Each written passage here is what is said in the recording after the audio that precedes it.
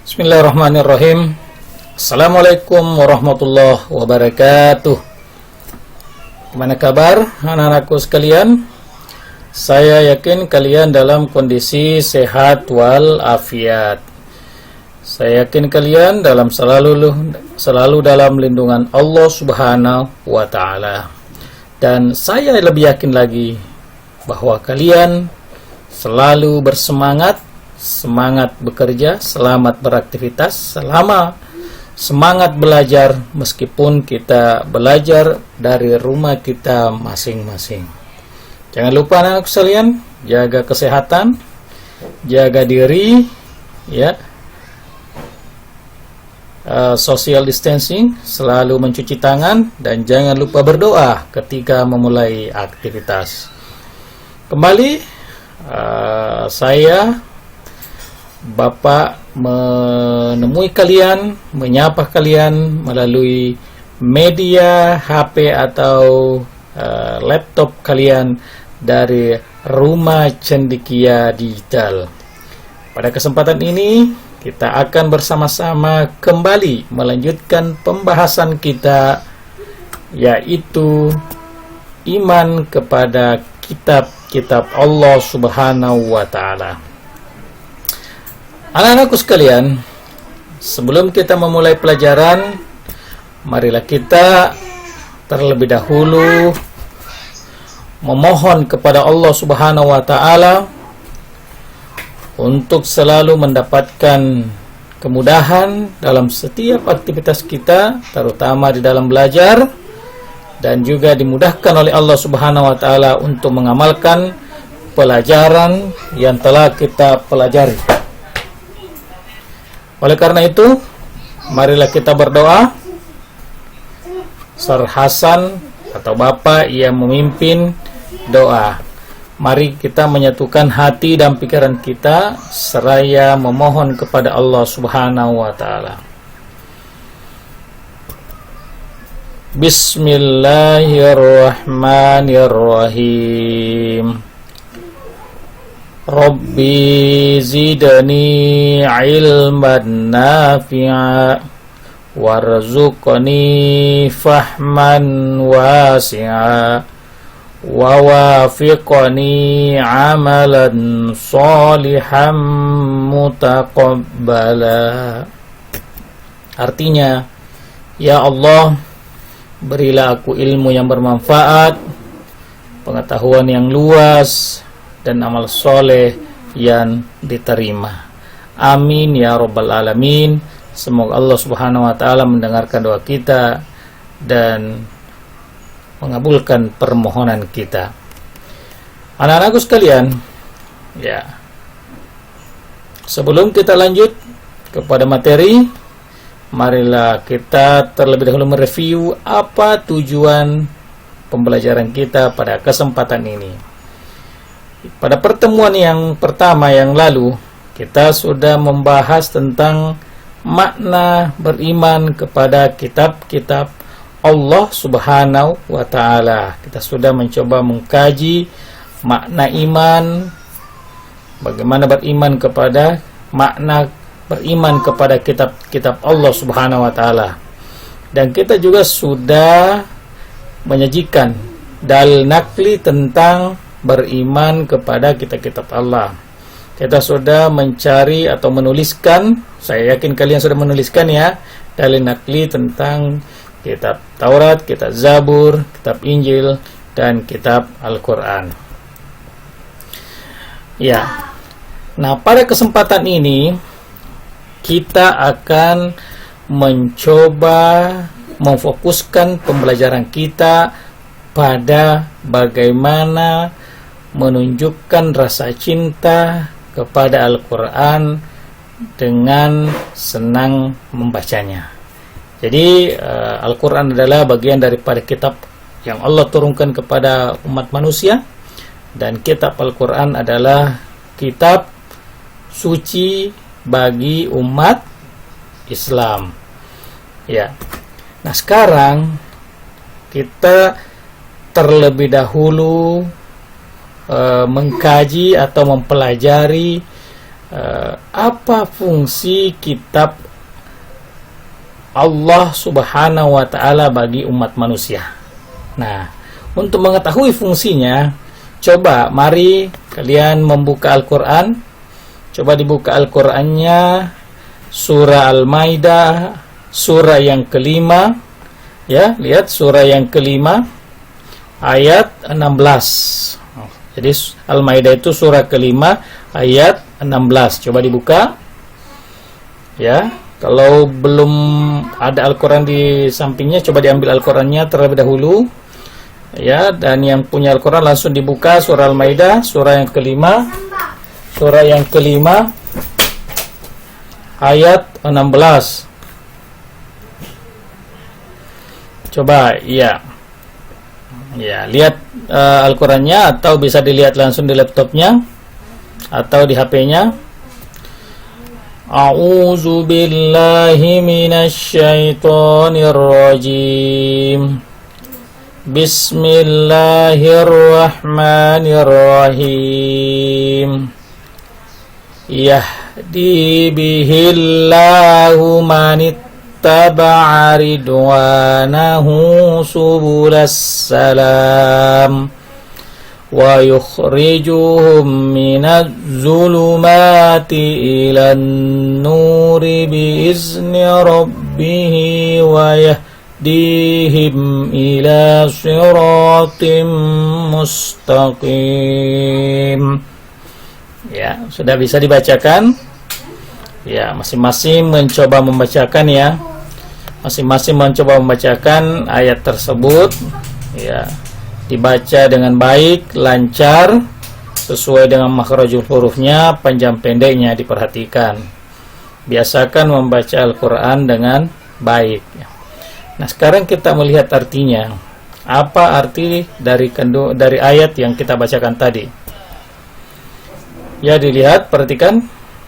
Saya bacakan ya. Dengan kitab itulah Allah memberi petunjuk kepada orang yang mengikuti koridaannya ke jalan keselamatan. Dan dengan kitab itu pula Allah mengeluarkan orang itu dari gelap gulita kepada cahaya dengan izinnya dan menunjukkan ke jalan yang lurus. Ya, jadi ini fungsi pertama kitab. Ya. Jadi fungsi utama kitab Allah turunkan kepada umat manusia melalui Jibril kepada Rasul yang diutus oleh Allah adalah sebagai petunjuk, pemberi petunjuk kepada orang yang mengikuti koridoannya ke jalan keselamatan, keselamatan dunia dan keselamatan akhirat. Jadi itu fungsi kitab. Ya. Pada pertemuan yang lalu kita sudah bersama-sama membahas tentang kitab sebagai pedoman hidup. Ya. Jadi pada pertemuan yang lalu kita sudah mencontohkan bahwa kitab Allah menurunkan kitab kepada kita sebagai pedoman hidup. Sama halnya kendaraan atau mobil atau motor yang diciptakan oleh manusia itu dilengkapi dengan petunjuk penggunaan. Nah, Allah menciptakan manusia kemudian dilengkapi dengan sebuah buku yang disebut dengan kitab untuk menuntun manusia kepada jalan yang lurus. Jadi kepada jalan yang lurus. Betul manusia punya akal pikiran, tetapi akal pikiran itu belum sepenuhnya mampu menunjukkan kepada manusia ke jalan yang lurus. Belum bisa menunjukkan manusia mana yang hak dan mana yang batil. Itulah fungsi pertama Al-Quran, kitab yang Allah turunkan kepada Rasulnya. Yang kedua, kita lihat Al-Quran surah Al-Baqarah. Coba dibuka Al-Qurannya surah Al-Baqarah, Jadi Al-Baqarah ini surah yang kedua, dan coba dibuka ayat kedua. Nah, ini dia. Nah, pasti kalian sudah bisa semua membaca. A'udzubillahi minasyaitonirrajim. Perhatikan. Zalikal kitabu la raiba fihi hudal lil muttaqin. Ya. Jadi fungsi kitab dalam hal ini Al-Qur'an yang kedua, fungsi Al-Qur'an adalah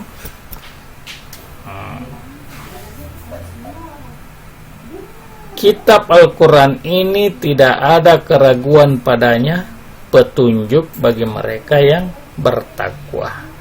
Jadi Al-Quran ini sebagai kitab Allah yang diturunkan kepada umat manusia, kepada kaum muslimin, sebagai petunjuk bagi kita yang bertakwa. Ya, jadi itulah fungsi kitab Allah turunkan kepada umat manusia. Nah, anak-anakku sekalian, kita sekarang memfokuskan pembahasan kepada Al-Quran sebagai kitab suci umat Islam. Al-Quran adalah kitab yang terjaga keasliannya. Dari sejak Al-Quran ini diturunkan oleh Allah kepada Nabi Muhammad SAW melalui malaikat Jibril, ya, itu terjaga keasliannya sampai sekarang ini, sampai pada Al-Quran yang ada di tangan kalian saat ini. Itu asli. Ayat-ayatnya, isinya, itu tidak ada yang berubah sama sekali. Terjaga keasliannya. Ya, meskipun sudah berkali-kali dicetak, beberapa cetakan jutaan kali dicetak, itu terjaga keasliannya. Tidak ada yang berubah sejak diturunkan sampai saat ini. Ya, ada orang mencoba-coba untuk merubah ayatnya, tetapi itu tidak bisa karena langsung ketahuan, ya, ketahuan. Ya, berbeda dengan kitab-kitab yang lain, ya, sudah berubah isinya sejak, jadi sudah berbeda dari aslinya, ya. Dan syukur-syukur kalau kitab-kitab yang pertama, Taurat, Zabur, Injil, syukur kalau masih ada aslinya.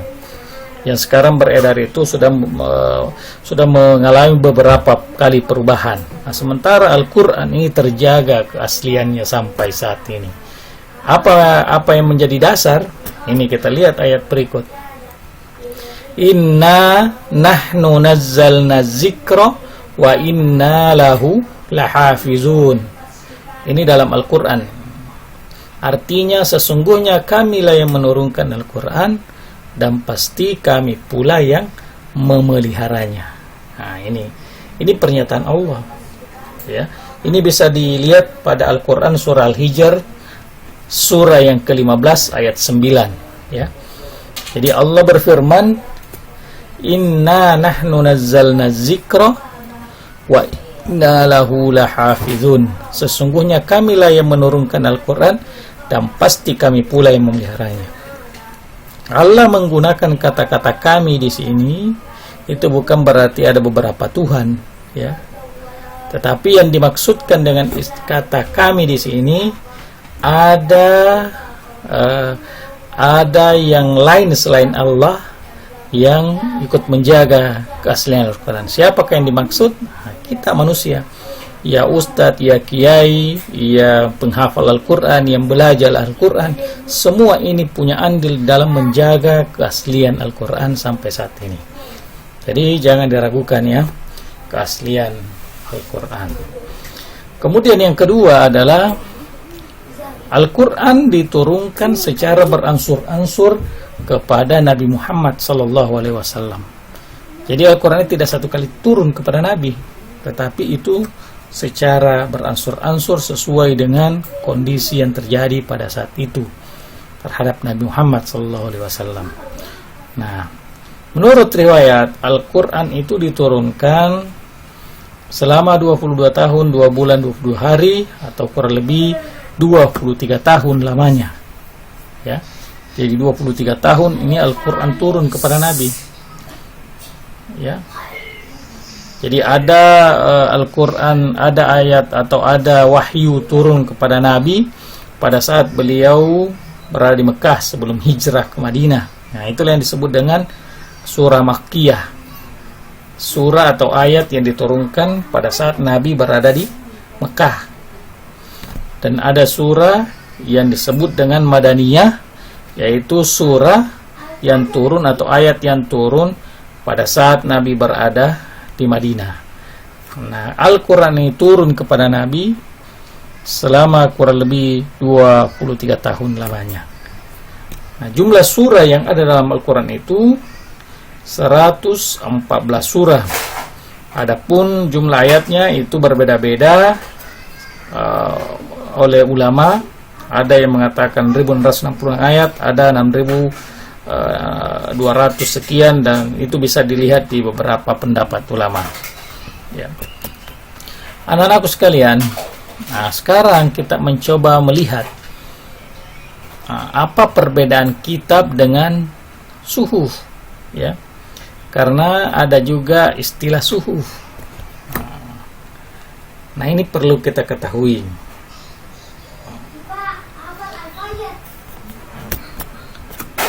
Jadi perbedaan antara kitab dengan suhuf, ya, nah sekalian bisa melihat pada gambar di samping ini. Ini adalah salah satu suhuf yang diturunkan kepada Nabi Idris, dan ini adalah kitab, atau kitab Al-Quran. Ya, sama-sama berisi wahyu dari Allah Subhanahu wa Ta'ala. Ya, sama-sama isi suhuf itu juga wahyu dari Allah, dan demikian pula kitab itu juga wahyu dari Allah Subhanahu wa Ta'ala, turunkan dari Allah Subhanahu wa Ta'ala. Nah, perbedaan antara kitab dengan suhuf pertama adalah isi kitab lebih lengkap daripada isi suhuf. Jadi suhuf itu artinya lembaran-lembaran. Nah, sementara kitab itu adalah, nah ini seperti ini. Nah, kitab. Jadi wahyu Allah Subhanahu wa Ta'ala yang diterima oleh para rasul, dalam perkembangannya ada yang dibukukan berbentuk kitab, dan ada yang atau tidak dibukukan atau berbentuk suhuf, yaitu lembaran-lembaran terpisah. Ini lembaran-lembaran terpisah. Kemudian yang kedua, bentuk dari kitab sudah dibukukan, sedangkan suhuf masih dalam lembaran-lembaran. Nah, bentuknya seperti itu. Kemudian yang ketiga, kitab biasanya berlaku lebih lama daripada suhuf. Nah, jadi kalau suhuf itu ada jangka waktunya. Jadi ketika dia sudah tidak sesuai dengan zaman, maka pada saat itu pula suhuf itu tidak berlaku. Nah, ini kan salah satu contohnya suhuf Nabi Ibrahim. Ya, Nabi Ibrahim menerima 10 suhuf yang di dalamnya ada wahyu dari Allah. Kemudian Nabi Musa menerima 10 suhuf. Ini Nabi Idris juga menerima suhuf. Jadi ada beberapa nabi yang menerima suhuf. Hanya 4 rasul ini yang menerima kitab dari Allah Subhanahu wa Ta'ala. Jadi paling tidak inilah 3 perbedaan secara garis besar antara kitab dengan suhuf. Nah, kemudian selain mengetahui makna iman kepada kitab, dalil-dalil atau dasar-dasar ayat-ayat yang menjelaskan tentang iman kepada kitab, maka kita harus juga memiliki sikap. Ya, dari pengetahuan itu, dari dalil itu, harus melahirkan sikap mulia pada diri kita terhadap keberimanan kita kepada kitab-kitab Allah Subhanahu wa Ta'ala. Nah, sekarang bagaimanakah seharusnya kita bersikap terhadap kitab-kitab Allah selain Al-Quran? Nah, yang pertama adalah meyakini keberadaannya, beriman kepada kitab-kitab Allah, karena ini adalah bagian daripada rukun iman. Tidak sempurna imannya seseorang kalau dia tidak beriman kepada kitab-kitab yang diturunkan oleh Allah kepada Rasulnya. Meskipun kita orang Islam, tetapi kita harus beriman kepada kitab Taurat, kitab Zabur, kitab Injil, meyakini keberadaannya. Yang kedua adalah menghargai pemeluk agama lain. Ya, agama lain punya kitab sendiri. Ya, kita punya kitab sendiri, kita saling menghargai. Silahkan baca kitabmu, saya membaca kitab saya. Silahkan mempelajari kitab Anda, saya juga mempelajari kitab saya. Begitu kira-kira kita punya sikap terhadap kitab-kitab yang Allah turunkan kepada umat-umat yang lain. Nah, selanjutnya bagaimana sikap kita terhadap Al-Quran? Nah, yang pertama adalah kita pada pertemuan yang lalu kita sudah mempelajari tentang beriman kepada kitab, dalil-dalil tentang kitab. Kita sudah mengetahui fungsi kitab itu diturunkan. Nah, sekarang sikap yang harus kita munculkan terhadap kitab kita sendiri, kitab sebagai seorang muslim adalah Al-Quran. Yang pertama adalah mencintai Al-Quran sebagai kitab yang Allah turunkan kepada Nabi Muhammad, dan kita adalah umatnya Nabi Muhammad, jadi mencintai Al-Quran. Yang kedua adalah senang membacanya.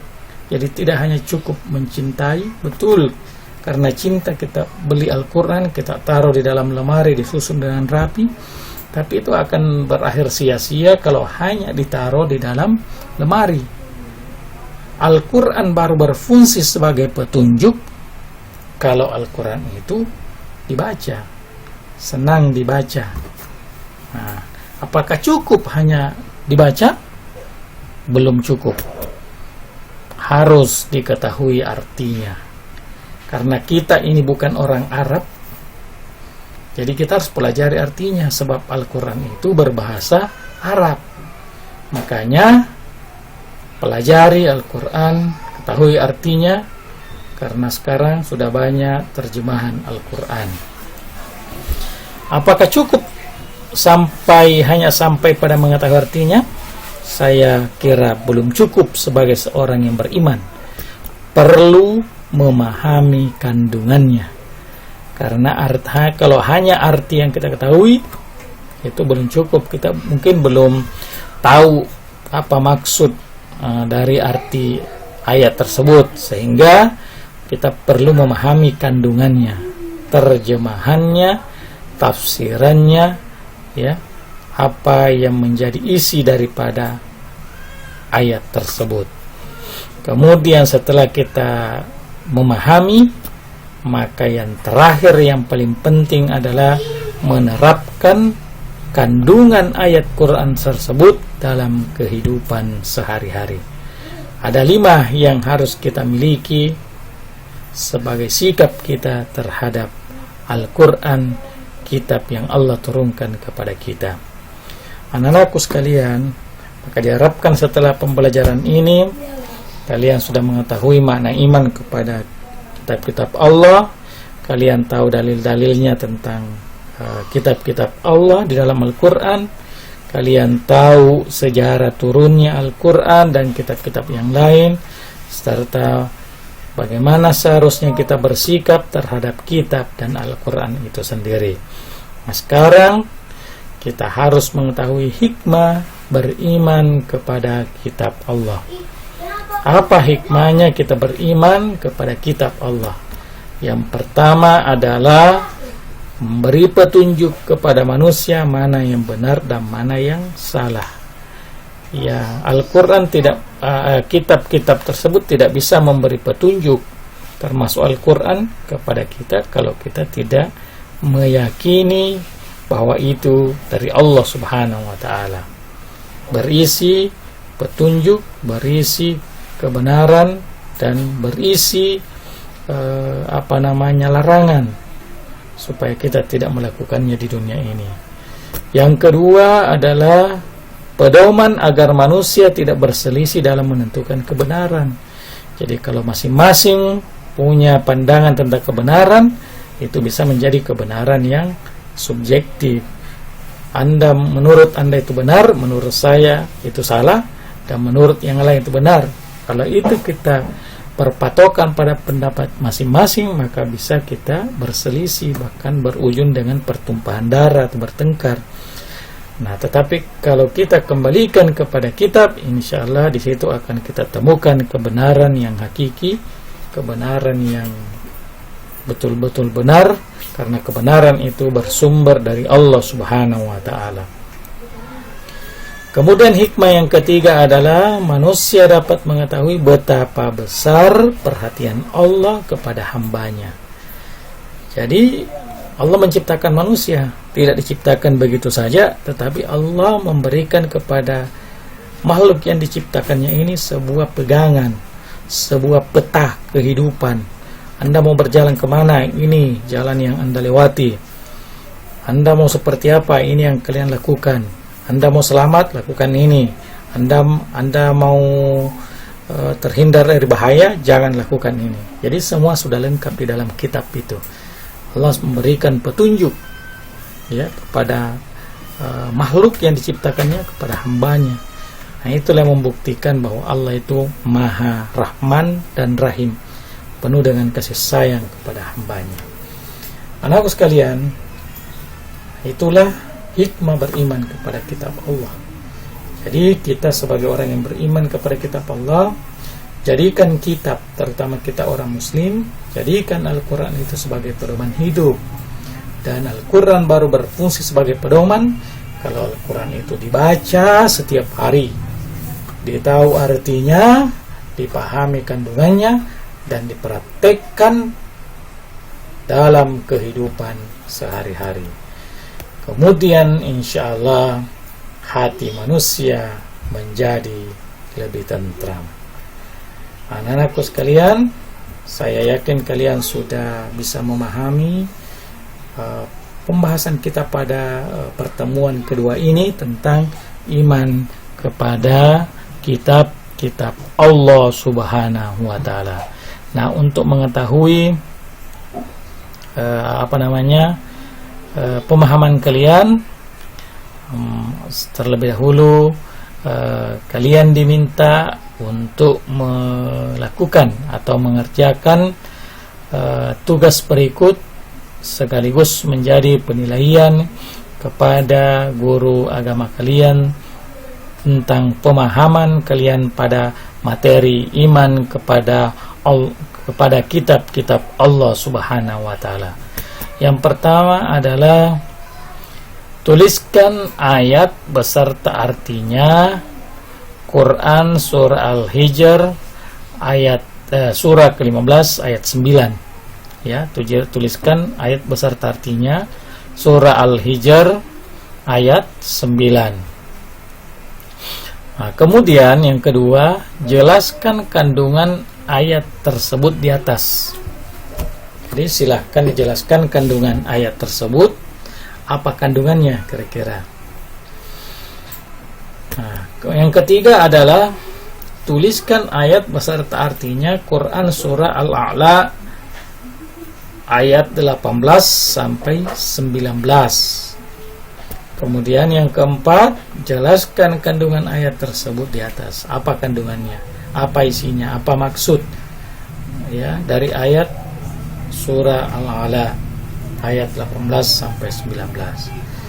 Anakku sekalian, ya, setelah memahami pembelajaran kita kali ini dan kalian sudah melaksanakan tugas yang diberikan, semoga kalian bisa menjadi hamba Allah yang betul-betul beriman kepada kitab Allah, memahami kandungan kitab Al-Quran, dan bisa menerapkan dalam kehidupan sehari-hari.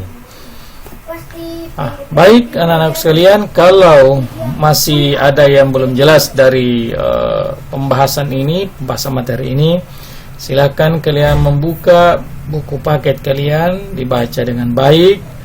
Materi ini, penjelasan ini hanya menjadi pengantar atau pemantik bagi kalian untuk mempelajari lebih jauh tentang beriman kepada kitab-kitab Allah Subhanahu wa Ta'ala. Saya kira cukup sekian pengantar ini. Kalau ada kekurangan, itu datangnya dari Allah Subhanahu wa Ta'ala, Kalau ada kebaikan kalau ada kekurangan itu datangnya dari saya, dan kalau ada kelebihan itu datangnya dari Allah Subhanahu wa taala. Semoga materi ini bermanfaat bagi kita semua. Dan satu permintaan Bapak, jangan lupa di like dan di subscribe ya. Kalau bisa di share ke teman-temannya semua. Demikian, kurang lebihnya mohon dimaafkan. Wassalamualaikum warahmatullahi wabarakatuh.